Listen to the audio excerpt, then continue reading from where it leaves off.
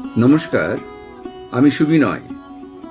গল্প পাঠের আসরে আজ আমি বিভূতিভূষণ বন্দ্যোপাধ্যায়ের লেখা গল্প বাক্স বদল পাঠ করে শোনাচ্ছি। গল্প বাক্স বদল, বিভূতিভূষণ বন্দ্যোপাধ্যায়। প্রতুলের বাবার যা কাণ্ড, তার ব্যস্ততার জন্য সব মাটি। আজ তার রওনা না হলে এমন কিছু ক্ষতি হতো না। সবে স্কুল কলেজ কাল খুলবে, পুজোর ছুটির পরে। সারা ট্রেনে মোটর বাসে এই বলে লোক। প্রতুলের সে তাড়াই নেই। তবে আজ এই ভীষণ ভিড় সহ্য করে জনতার চাপে উদ্বাস্ত হয়ে না গেলে কি চলতো না? হিল স্টেশন 23 মাইল রাস্তা। লোকে মোটঘাট ওঠাচ্ছে বাসের ছাদে। বাক্স, সুটকেস, বিছানা, হইচই গোলমাল। বেশিরভাগই কলেজের ছাত্র। তারা নর্থ বেঙ্গল এক্সপ্রেসে কলকাতা যাচ্ছে। প্রতুল যাবে আসাম মেলে বা ডাউন নর্থ বেঙ্গলে। বাস ছাড়লো। প্রতুলের দুপাশে দুটি দোকানদার, তারা তো আমাকে ব্যবসা করে, সেই বিষয়ে কথাবার্তা বলতে বলতে যাচ্ছে। সামনের বেঞ্চিতে একটি ভদ্রলোক স্ত্রী ও ছেলে মেয়ে নিয়ে বসে। একখানা বেঞ্চে ওরা জুড়ে বসে আছেন। ছেলে মেয়ে 3-4টি। তারা ভীষণ উৎপাত জুড়ে দিয়েছে বাসের মধ্যেই। তাদের দুষ্টুমি ও চেঁচামেচিতে প্রতুলের মাথা ধরে যাবার উপক্রম হয়েছে। প্রতুল যেখানটিতে অতি কষ্টে একটু জায়গা করে নিয়েছে, ছোট ছেলেটা অনবরত সেখানে এসে প্রতুলের কোলের উপরে বসে বাইরের দিকে তাকিয়ে থাকতে চাইছে। এতে কষ্ট অসুবিধা যথেষ্ট হলেও ভদ্রতার খাতিরে বিরক্তি চেপে প্রতুল বসে থাকছে। যুদ্ধের সবে আরম্ভ। বাসের ওদিকে 3-4টি ভদ্রলোক যুদ্ধ সম্বন্ধে তর্ক বিতর্ক আলোচনায় ব্যস্ত। তাদের কথা শুনে প্রতুলের মনে হলো যুদ্ধ সম্পর্কিত পরিস্থিতি তাদের নখো দর্পণে। হিটলার বা চেম্বারলেন অপেক্ষাও তারা জিনিসটা ভালো বোঝেন, কারণ তর্কের মধ্যে উভয় পক্ষের ভুল ভ্রান্তি তারা বিশদভাবে বিচার ও বিশ্লেষণ করে পরস্পরকে দেখিয়ে দিচ্ছেন। ড্রাইভারের ঠিক পিছনে বাসের সামনের দিকটাতে গোটাকত রিজার্ভ সিট। দুটি মেয়ে সেখানে বসে, তাদের সঙ্গে একজন প্রৌঢ় ভদ্রলোক, সম্ভবত মেয়ে দুটির অভিভাবক। মেয়ে দুটির মধ্যে একটির বয়স 18-19 বছর, অন্য মেয়েটির বয়স 22-23 হবে। বয়সে যে ছোট মেয়েটি, সে দেখতে বেশ সুন্দরী। অন্যটির রং শ্যামবর্ণ। মুখশ্রীও খুব ভালো বলা চলে না, তবু তার সারা দেহে কেমন এক ধরনের লাবণ্য মাখানো। প্রতুল 2-1বার অল্পক্ষণের জন্য চেয়েছে দেখছে। বাস কয়েক মাইল পরে বালুরঘাট টাউন এসে দাঁড়ালো। এখানে একটি মেয়ে উঠল। পুরুষ যাত্রীও অনেকগুলি। একেই বাসে নেই স্থান, তার উপরে এতগুলো যাত্রী কোথায় বসে? অনেক নবাগত যাত্রী অগত্যা দাঁড়িয়ে রইল। রিজার্ভ সিটে মেয়েটির জায়গা হয়ে গেল। এরই মধ্যে আবার এক কানা ভিখিরি ভিক্ষে করতে আরম্ভ করেছে। সে উঠল বালুঘাট থেকে 11.5 মাইল চলে এসে সদরডিহি বলে গ্রামে। রাজকাছারি আছে বলে এখানে বাস 10 মিনিট দাঁড়ায়। সামনের ভদ্রলোকটি ছোট ছেলেটির হাতে একটি পয়সা দিয়ে বললে, দে, যা ভিখিরির হাতে দে। ছেলেটি এগিয়ে গিয়ে বলল, এই নাও ভিখিরি। ভদ্রলোক ধমক দিয়ে বলেন, ও কি, আমন বলতে নেই, ভিখিরি বলতে নেই, ছি। কানা ভিখিরি পয়সাটা নিয়ে একগাল হেসে ওর দিকে চেয়ে বললে, হ্যাঁ, পোলা পানের কথা, ওদের এখন জ্ঞান কি আছে বাবু? খোকা বাবুর নাম কি? ও খোকা বাবু। বেজায় ধুলো উড়ে পেছন দিকটা আচ্ছন্ন করে ফেলেছে। প্রতুল ভাবছে, বাসের ছাদে তার বিছানার পুঁটুলিটার উপর 7 পুরু ধুলো জমে গেল বোধ হয় এতক্ষণ। রাস্তাও যে ফুরোতে চায় না। বড় বড় মাঠের উপর রাস্তা, মাঝে মাঝে বিল আর ধান ক্ষেত আর 2-1টা চাষা গাঁ। কার্তিক মাসের মাঝামাঝি। তেমন গরম নেই তাই নিস্তার, নইলে বাসে যা ভিড়, গরমে ভীষণ কষ্ট হতো। চলন্ত বাসেও গরম কাটত না। প্রথম একবার মুখ বাড়িয়ে দেখলে স্টেশন চোখে পড়ে কিনা। বালুরঘাট থেকে যে মেয়েটি উঠেছে, তার হাত থেকে একখানা বই হঠাৎ পড়ে গেল বাসের ঝাঁকুনিতে। কোনো একজনের পায়ের ঠোক্কর লেগে বইখানা বেঞ্চির ফাঁক দিয়ে গলে একেবারে এসে পড়ল প্রতুলের বেঞ্চির পায়ার কাছে। প্রতুল বইখানা নিচু হয়ে তুলে দেখলে কলেজ পাঠ্য ইংরেজি বই, 8 ভিক্টোরিয়ান পোয়েটস। ও সেখানা উঁচু তুলে ধরে মেয়েটির দৃষ্টি আকর্ষণ করে বলল, আপনার বইখানা পড়ে গিয়েছে, এই যে। হাতে হাতে বইখানা মেয়েটির হাতে গিয়ে পৌঁছল। প্রতুল এতক্ষণ ভালো করে লক্ষ্য করেনি। বাসে যে কটি মেয়ে আছে সবচেয়ে এই মেয়েটি সুন্দরী। গায়ের রং ধবধবে ফর্সা, বয়স 20-র বেশি নয়, এখনো বিয়ে হয়নি, কলেজের ছাত্রী তা তো বোঝাই গেল। কোন কলেজে পড়ে? নাম কি মেয়েটির? বালুরঘাটের কার মেয়ে? এদিকে বাস হিলি এসে গেছে। হিলি হিলি হিলি কন্ট্রাক্টর চেঁচাচ্ছে। বড় বড় টিনের চালাও সিরিজ গাছে সারি দেখা দিয়েছে। হিলির বাজার, স্টেশনের সিগন্যাল দেখা যাচ্ছে। ওরে নে নে, জুতো পরে নে, সব হিলি এসে গেছে। হ্যাঁ গা, সেই পানের কৌটোটা কোথায়? দেখো দেখো, বেঞ্চির তলায় পড়ে গিয়েছে। বস না চুপ করে, গাড়ি দেখবি তো স্টেশনে আসুক। কটা জিনিস গুনে নাও, 1, 2, 3, 4। হ্যাঁ, গাড়ির ছাদে আছে, 1, 2, 3। আসাম মেলের ডাউন দিয়েছে। হুড়মুড় করে যাত্রীরা সব নামতে আরম্ভ করেছে। বাসের ছাদ থেকে কন্ডাক্টর মাল নামিয়ে কুলিদের মাথায় চাপাচ্ছে। গোলমাল সেখানটাতে যেমন, ভিড়ও তেমনই। আরে ওই লাল সুটকেসটা, ওই তো, ওই যে গামছা বাঁধা, দাও দাও, নামিয়ে দাও। সামাল সামাল, এই এই এই, ভালো করে ধর, ভালো করে ধর, কাঁচের জিনিস আছে ভেতরে। ওরে ওটা না, ওটা না, ওই টিনেরটা, লেখা আছে দেখ না রে বাবা, RCD। হ্যাঁ হ্যাঁ, ওইটা ওইটা, নামা নামা। আসাম মেল এসে দাঁড়ালো। যাত্রীর দল মোটঘাট নিয়ে ঊর্ধ্বশ্বাসে ছুটছে। প্রতুলের মুঠে একটা টিনের সুটকেস আর একটা বিছানা, তত ভারীও নয়। নিজেই সেটা হাতে করে ছুটল টিকিট ঘরের দিকে। কুলির হাতে দিলেই এক্ষুনি আবার 4টে পয়সা। আসাম মেলে তত ভিড় ছিল না, কিন্তু পার্বতীপুর থেকে যে শিলং মেল ছাড়লো সেটা আসছে লখনৌ বা কানপুর থেকে। হিন্দুস্তানি যাত্রীরা আসামের দিকে চলেছে শীতকালের প্রথমে বিভিন্ন চা বাগানে কাজ করতে। তাদের ভিড়ে দাঁড়াবার জায়গা পর্যন্ত নেই ট্রেনে। রঙ্গিয়া জংশনে ভোরবেলা ট্রেন পৌঁছলো। এখান থেকে 16 মাইল দূরে ভাটিখালি চা বাগান। প্রতুল ডাক্তারি করে, বছরখানেক এই চাকরিটাতে ঢুকেছে। ফ্রি কোয়ার্টার দিয়েছে চা বাগান থেকে, জিনিসপত্র সস্তা, একরকম চলে যাচ্ছে। রঙ্গিয়ায় নেমে আবার মোটর বাস। বাগানের 2 মাইল তফাৎ দিয়ে রাঙাপাড়া রোড দিয়ে বাস চলে গেল। এইটুকু পথে একজন কুলির মাথায় সুটকেসটা চাপিয়ে বেলা 9:30 আন্দাজ প্রতুল চা বাগানে নিজের কোয়ার্টার এসে উঠল। বড় নির্জন জায়গা, দূরে অনুচ্চ নীল পাহাড় মেঘের মতো দেখা যায়।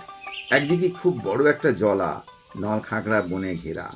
হেমন্তের সকালবেলা একটা আর্দ্র অপ্রীতিকর বাষ্প যেন উঠছে জলাটা থেকে। ম্যালেরিয়া ও কালাজ্বরে ডিপো এই চা বাগানগুলো। প্রতুল নিজেও কয়েকবার ম্যালেরিয়ায় পড়েছে এখানে এসে পর্যন্ত। ডাক্তারখানার কম্পাউন্ডার শিবনাথ ভট্টাচার্য একাধারে ডাক্তারখানা কম্পাউন্ডার ও প্রতুলের পাচক। প্রতুল নিজের আধ্যেও জানে না, ও কাজ তার পোষায়ও না, সুতরাং শিবনাথকে খোরাকি দিয়ে রাখতে হয়েছে। ডাক্তারখানার চাকর ছুটে এলো ডাক্তারবাবুকে আসতে দেখে। প্রতুল তাকে জিজ্ঞাসা করে জানলে শিবনাথ তার বাড়ি গিয়েছে 2 দিনের ছুটি নিয়ে, পরশু আসবে। শুধু বাবা তাড়াতাড়িতে আজ আসতে হলো প্রতুলের, নয়তো ওকেও তো পরশুতেই আসতে পারত। ডাক্তারখানা চাকরকে বললে, ওরে ভীম, তুই জল তুলে দিয়ে আমার নাইবার আর রান্না করবার, যখন কষ্ট পেতেই হবে 2 দিনের জন্য, যাকে যাক, তাড়াতাড়ি যা। কোনো কেস ছিল কদিন? ছিল না। এই শোন না, চাবিটা নিয়ে গিয়ে ডাক্তারখানা ঝাঁট দিয়ে দেখতো। স্নানের পূর্বে সুটকেস খুলতে গিয়ে সে দেখলে সুটকেসের গায়ে অন্য কি একটা তালা লাগানো। তার চাবি নেই ওর কাছে। আহ, কি বিপদ! এ ঠিক তার বোন কমলার কাজ। সেই কাল আসবার সময় বাক্স গুছিয়ে দিয়েছিল। কিসের তালা কিসে লাগিয়ে বসে আছে। অনেক কষ্ট করে লোহার সরু শিক দিয়ে চার দিতেই তালাটা খুলে গেল। সুটকেসের ডালাটা তুলে নিজের ধুতি গামছা বার করতে গিয়ে কিন্তু সে বিস্ময়ে কাঠ হয়ে দাঁড়িয়ে রইল সুটকেসের ভিতরটাতে চেয়ে। এই কার জিনিসপত্র? শাড়ি কিসের? বাক্সের ওপরের দিকে থাকে থাকে সাজানো রং বেরঙের শাড়ি, তার নিচে ব্লাউজ গোটা 6-7, সায়া 2টি, এছাড়া পাউডারের কৌটো, ক্রিম, আরো লম্বা ও গোল আকারে ছোট বড় সুদৃশ্য কৌটো, শিশি, সাবানের কেস, লেখার প্যাড, ফাউন্টেন পেনের কালি, একতারা চিঠি, আয়না, চিরুনি, আরো কত কি। সর্বনাশ, কার বাক্স এটা? প্রথমটা তার মনে হলো তার বোন কমলার সুটকেসটা কি ভুলে গোলমাল হয়ে, কিন্তু না, তা নয়। এরকম শৌখিন শাড়ি ও জিনিসপত্র কমলার তো নেই। তাছাড়া এ তো কোনো জায়গায় যাওয়ার প্রাক্কালে গুছিয়ে নেওয়া বাক্স। কমলা বাড়ি বসে আছে, তার বাক্স এমন গোছানো থাকবার কথা নয়। হতবুদ্ধি প্রতুল বাক্সের জিনিসগুলো তুলে হাতে নিয়ে দেখতে লাগলো। একটা মখমলের বড় কৌটোর মধ্যে লকেটওয়ালা একটা হার, একটা আংটি, দুটো বড় বড় কানের পাশা, সোনার বড় সেফটি পিন একটা, গাছ কয়েক সরু সোনার চুড়ি, নতুন ওঠা কাঁচের চুড়িও দুগাছা, খুব বড় বড় ঝকঝকে কাঁচ বসানো কাজ করা, একটা মানি ব্যাগ, 4খানা 10 টাকার নোট, কিছু খুচরো। সম্পূর্ণ মেয়েরই সুটকেস। পুরুষের নামগন্ধ নেই সুটকেসের কোনো জিনিসে বা তার আবহাওয়ায়। প্রতুল 10 হাত মাটির তলায় সিঁড়িয়ে গেল সব ব্যাপারটা বুঝে দেখে। সুটকেস বদল হয়েছে বেশ বোঝা গেল, কিন্তু কোথায় বদল হলো? ট্রেনে, না বালুঘাট থেকে আসবার সময় মোটর বাসে? মোটর বাসেই হওয়া সম্ভব, কারণ ট্রেনে তার কামরায় কোনো মেয়ে তো ছিল না। পার্বতীপুর থেকে সে ট্রেনের যে কামরায় উঠেছিল তাতে হিন্দুস্থানি ও মারোয়াড়ি যাত্রী বোঝাই ছিল। তাদের মধ্যে এই সুটকেস তো কারো নয়, এ তো বাঙালি মেয়ের সুটকেস। আচ্ছা, মোটর বাসে যদি বদল হয়েই থাকে, তবে কোন মেয়েটির বাক্সের সঙ্গে হওয়া সম্ভব? আর তা ভেবেই বা কি মীমাংসা হবে? কারণ যে কোনো মেয়ের সুটকেসের সঙ্গেই সম্ভবত হতে পারে। যখন সকলের বাক্স ছিল মোটর বাসের ছাদে। যাক, সে কথা ভাবা যাবে, তার যথেষ্ট সময় আছে। এখন মুশকিল হচ্ছে এই যে যা পরনে আছে তা ছাড়া তার দ্বিতীয় দুটি নেই, গামছা নেই, সাবান নেই, খুর নেই, লুঙ্গি নেই, কিচ্ছু নেই। আর এই বিজন চা বাগানও যা, ফরাসি ইকুয়েটোরিয়াল আফ্রিকাও তাই, কিছু মেলে না এখানে। এখান থেকে 7 মাইল দূরে একটা ছোট বাজারে কেঁদের দোকান আছে কাপড়ের, তবে সেখানে বাঙালি ভদ্রলোকের উপযুক্ত জামা কাপড় পাওয়া যাবে না। এখন আপাতত স্নান করে উঠে সে পরে কি, গায়ে দেয় কি, গামছা কোথায়, দাড়ি কামায় কিসে? নাপিত আছে বটে, কিন্তু তার সে কুলি খুঁড়ে প্রতুল কখনো কামাবে না। দাড়ি বেড়ে নারদ মুনির মতো হয়ে গেলেও না।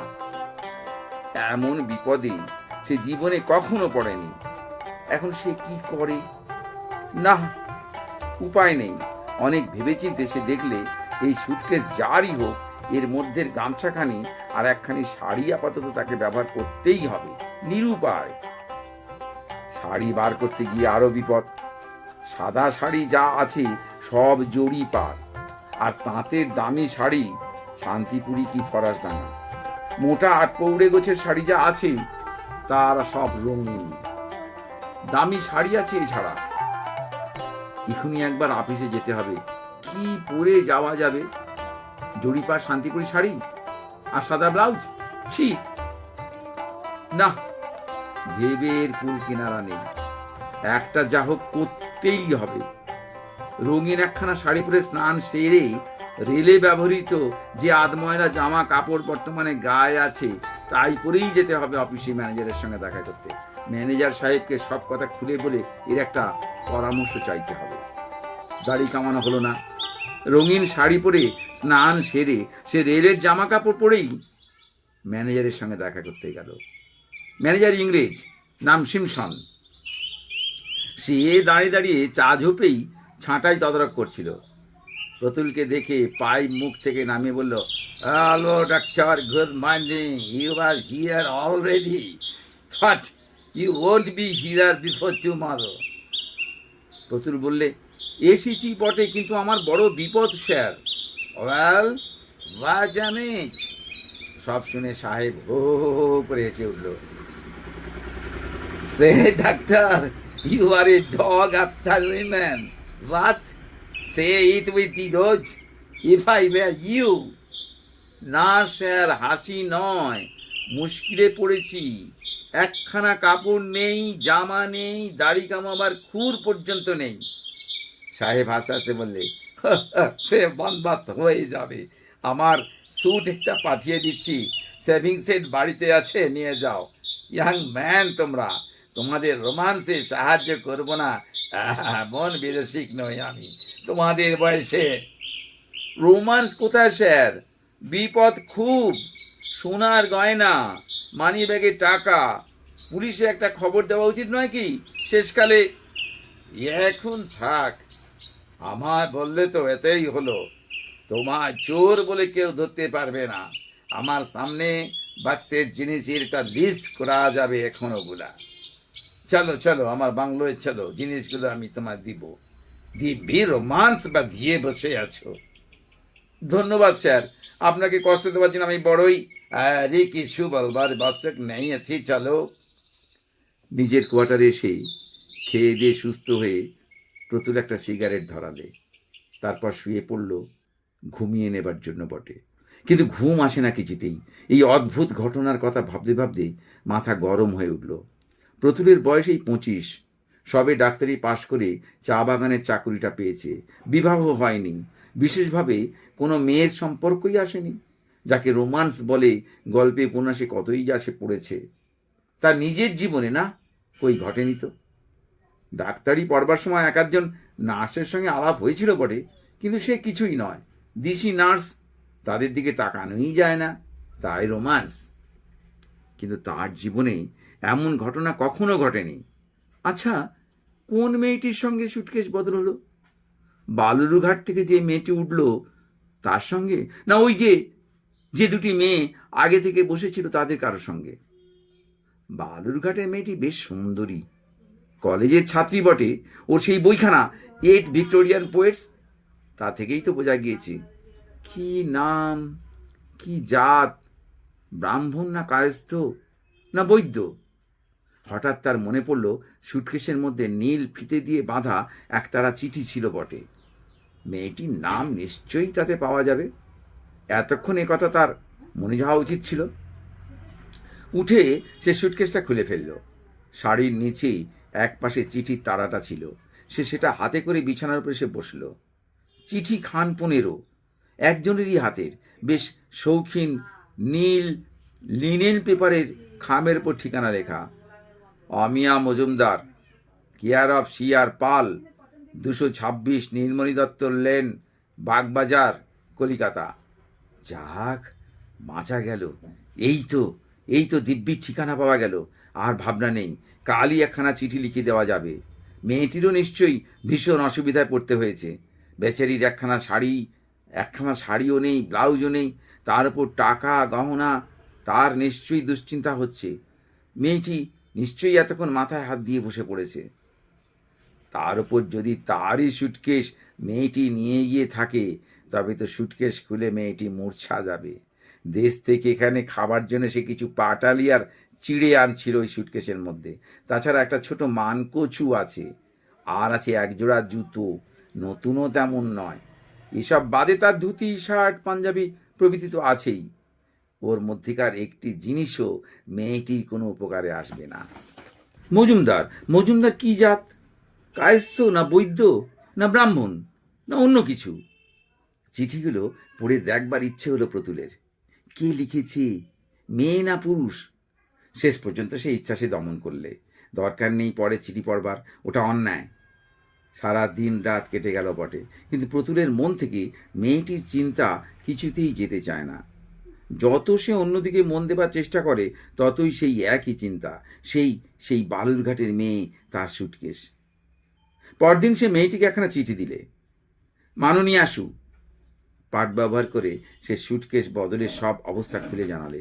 সুটকেসের মধ্যে যা যা ছিল, গহনা, টাকা, বস্ত্রাদির একটা তালিকাও দিল চিঠিতে। অনিচ্ছাকৃত ত্রুটির জন্য মার্জনা ভিক্ষাও বাদ গেল না। সে যে কি ভীষণ লজ্জিত দুঃখিত হয়েছে এই জন্য অন্তত 3 বার সে কথা লিখলে, 3 জায়গায়। তার নিজের সুটকেসটি কি ওখানেই আছে?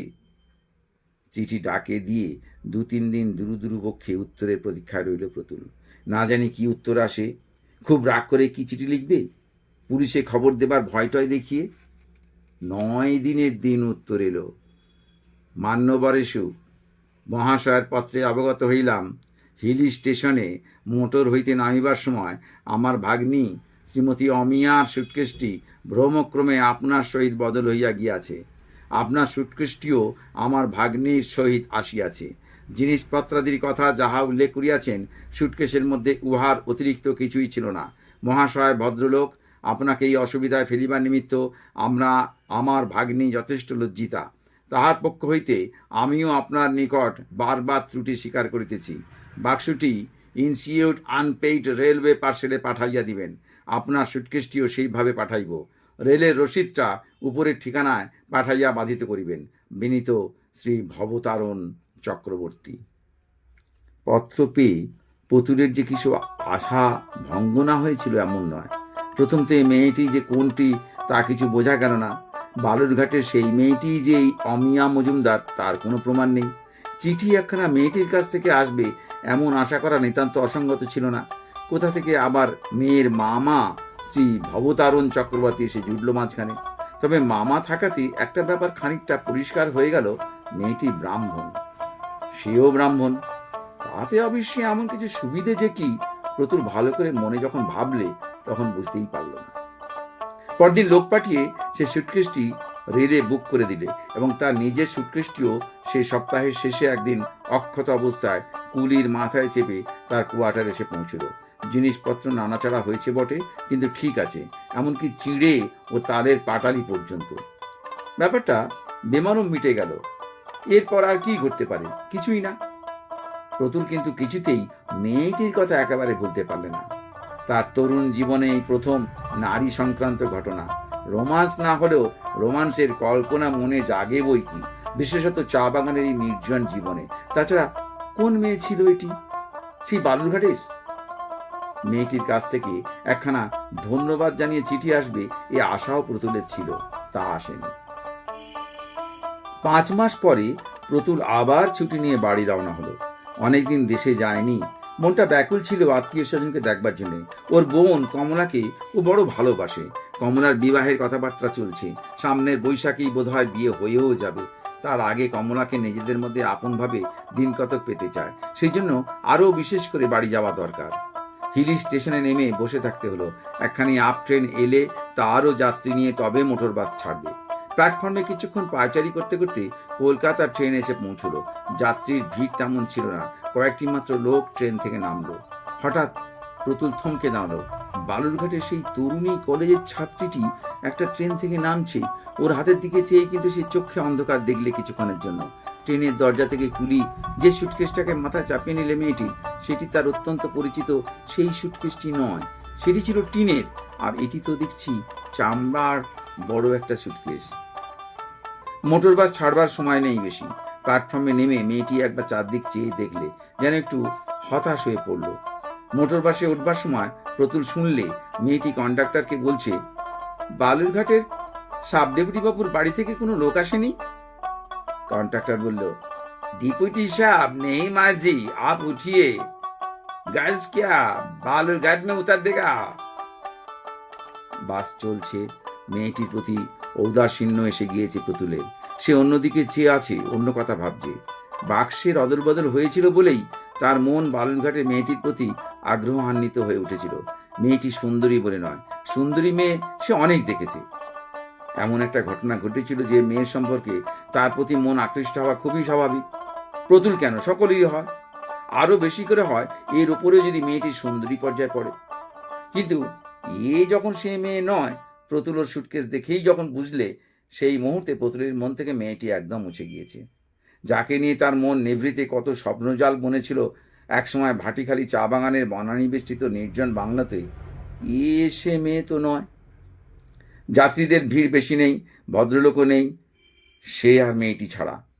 ড্রাইভারের ঠিক পিছনে রেলিং দিয়ে অন্য যাত্রীদের বসবার জায়গা থেকে পৃথক করা রিজার্ভ সিটে মেয়েটি বসে আছে। প্রতুল তার ঠিক পিছনে লম্বালম্বিভাবে পাতা বেঞ্চির প্রথমেই বসে আছে, রিজার্ভ সিটের পিতলের গড়াদে ঠেস দিয়ে। একটা ছোট বাজারে বাস দাঁড়ালো। 2-1 যাত্রী ওঠানামা করলো।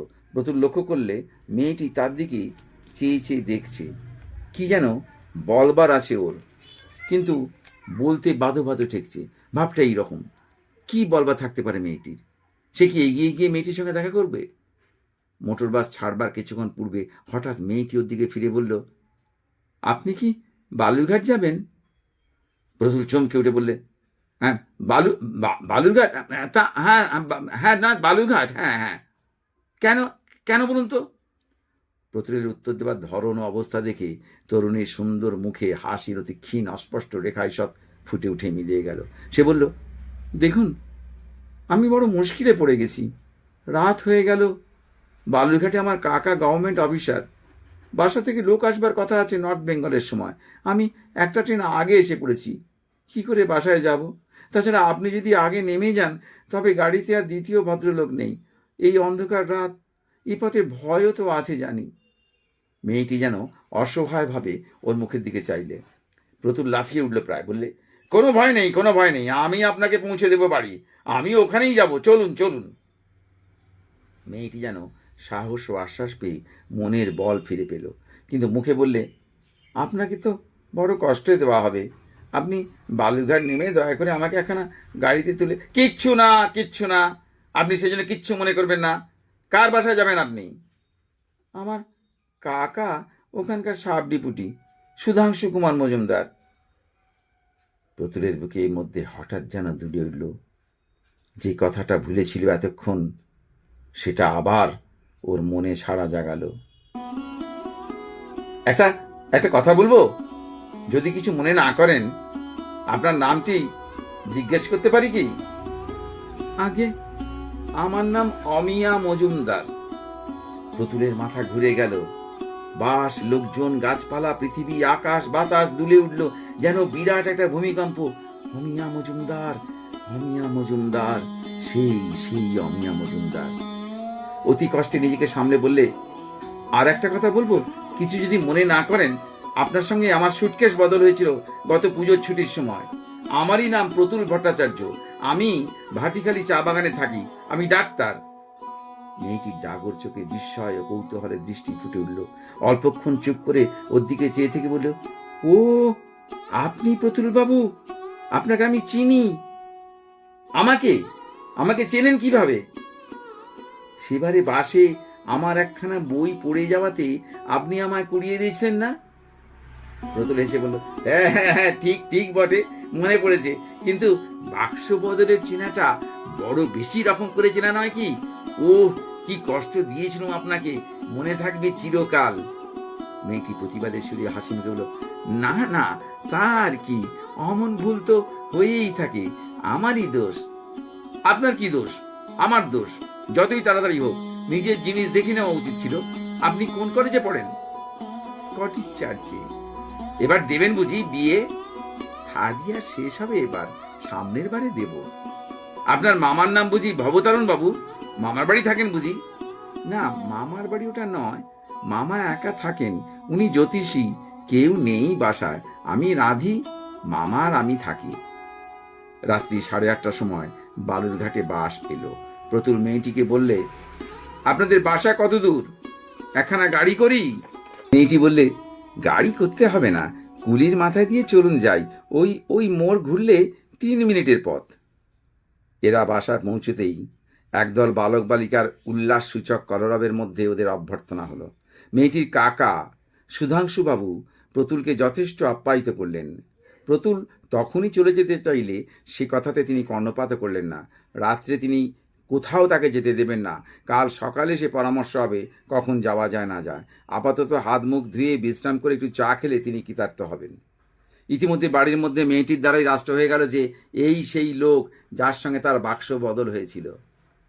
এতক্ষণ পর্যন্ত প্রতুল ছিল মাত্র জনৈক সহৃদয় পথিক ভদ্রলোক, যিনি তাদের অমিয়াকে একা আসতে দেখে দয়া করে তাকে বাসায় পৌঁছে দেবার কষ্ট স্বীকার করেছেন।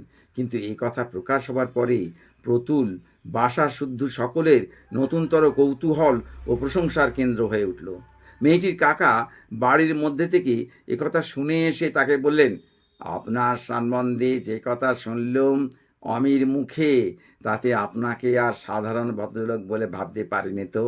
আপনি অতি মহৎ লোক, এভাবে যে আপনার সঙ্গে আলাপ হয়ে যাবে এ ধারণারও অতীত। বেশি কিছু আমি আপনার সামনে আপনার সম্বন্ধে বলবো না, তবে এইটুকু বলছি যে আমরা বাসার সকলেই আপনাকে পরম আত্মীয় বলে গণ্য করি প্রতুলবাবু। আমিও বাড়ির মধ্যে ওর কাকিমার কাছে বলছিলাম, আপনার সম্বন্ধে ওরও যথেষ্ট উঁচু ধারণা হয়েছে। প্রতুলের মুখ লজ্জায় ও সংকোচে লাল হয়ে উঠল, বিশেষ করে সুধাংশুবাবুর এই শেষের দিকের উক্তিতে। একটু পরে চা ও খাবারের রেকাবি হাতে মেয়েটি বাইরের ঘরে ঢুকে প্রতুলের সামনে টেবিলের উপর সেগুলো রেখে বললে, হাত মুখ ধুয়েছেন, একটু চা খেয়ে নিন। সুধাংশুবাবুর হঠাৎ কি একটা কাজের কথা মনে পড়ে যাওয়াতে তিনি বললেন, আমি, তুই এখানে বস একটু, ওকে আর এক পেয়ালা চা এনে দিস, আসছি আমি ৮ ঘন্টার মধ্যে। সুধাংশুবাবুকে আর বাইরের ঘরে দেখা গেল না। প্রতুল ইতিমধ্যে মেয়েটির সম্বন্ধে অনেক কথা জেনে ফেললে। ওর বাবা মা নেই, অনেক দিন মারা গেছেন, কাকা মানুষ করছেন বহুদিন থেকে। আইএতে মেয়েটি 20 টাকা স্কলারশিপ পেয়েছিল, কলেজেও ফাইন আর্টসের সোসাইটির সেক্রেটারি ছিল, 20 টাকা স্কলারশিপ পেয়েছিল। কলেজে গানের প্রতিযোগিতায় প্রথম হয়ে মেডেল পেয়েছে এবছর। কলেজে ম্যাগাজিনে ওর ছোট গল্পেতে লেখা বেরিয়েছে, বিএ পাশ করে নিশ্চয়ই এমএ পড়বে, ইত্যাদি ইত্যাদি। মেয়েটি সরাসরিভাবে এসব সংবাদ প্রতুলকে বলেনি। প্রতুলের প্রশ্নে কতকটা নিজে থেকে ঘুরিয়ে ফিরিয়ে এমনভাবে বলেছিল যে প্রতুলের তথ্যগুলি অজ্ঞাত রইল না ৮ ঘন্টা সময় শেষ হবার পূর্বেই। সুধাংশুবাবু পুনরায় বাইরে ঘরে ঢুকতেই অমিয়া উঠে চলে গেল। পরদিন সকালে উঠে প্রতুল যাওয়ার উদ্যোগ করতে সুধাংশুবাবুকে জানালেন, বাড়ির মধ্যে চলেছে, এবেলা যাওয়া হবে না তার, খেয়ে দিয়ে ওবেলা ধীরে সুস্থে গেলেই হবে। প্রতুল সম্বন্ধেও সুধাংশুবাবু অনেক কথা জানলেন কথায় কথায়। সে এমবি পাশ করেছে, 8 বছর চা বাগানে চাকরি করে, 100 টাকা মাইনে পায়, ওরা রাঢ়ির শ্রেণীর ব্রাহ্মণ, বাবা মা বেঁচে আছেন, দেশে জায়গা জমি আছে, ইত্যাদি ইত্যাদি।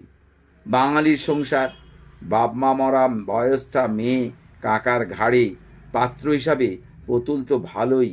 সম্মুখে শুভ বৈশাখ মাস, অতএব এর পরে আর খুব বেশি কিছু বলবার নেই, থাকবারও কথা নয়। ভাটিখালি চা বাগানে সেই কোয়ার্টারে প্রতুল একদিন তার তরুণী পত্নীকে ঠাট্টার সুরে বলেছিল, কি আর বাক্স বদল করবে? অমিয়া ক্রোধে ঘাড় মেঁকিয়ে উত্তর দিয়েছিল, বলো না, কি কষ্ট সেদিন আমার।